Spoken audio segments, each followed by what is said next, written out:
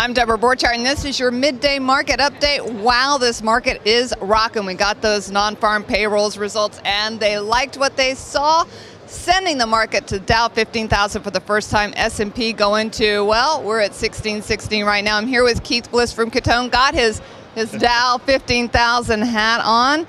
Let's talk about this because, you know, a lot of people have been saying, I'm not in it. This rally's not real, and now we're kicking above some really key levels, and we're starting to kind of hold them. Yeah, well, this has been a market that's been on steroids for some time, and then when you get some economic data to kind of continue to fuel the rally, this is what you get. We picked up a signal in some of the work that we look at last night, which has an awful lot of momentum that's been building into this market.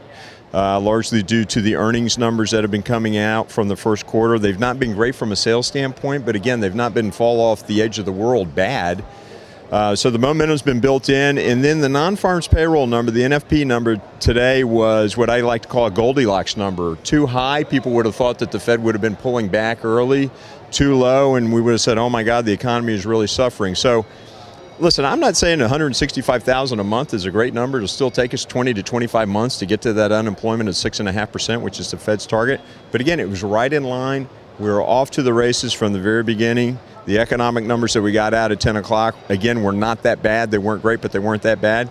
And when you consider that the Fed is going to stay in there with $85 billion a month buying, this is a market that's built for a rally, and that's what we're seeing today. You know, there are a lot of people that have downplayed every good employment report that we've had. They pointed out to every little thing in that report and gone, yeah, but, and they've butted for 2,000 points now and been out of the market. And it seems like a lot of those people that were downplaying this economic growth, small as it may be and slow as it may be, are missing this market. They are, and as you've heard me say before, the U.S. equity market has been the best house in a bad neighborhood, so to speak. I mean, the news out of Europe is not great. The news out of China is slowing. Japan has their own problems. Capital goes where capital gets rewarded, and where that capital is getting rewarded right now is in the U.S. equity market. So you take a look at the employment numbers that we get every month. Sure, you can pull anything apart. You can say, well, they're adjusted for the seasons, the algorithms are adding or subtracting numbers in. But the fact of the matter is that we trade off of that headline number and then we look underneath it, but we trade off of the headline number, and the headline number's been okay. And listen, you've either been out of the market and you miss it, or you've tried to short the market and get your face ripped off. We saw a little bit of that this morning as well. The fact of the matter is that we've been going up, and you either get on and hop along for the ride, or you miss it.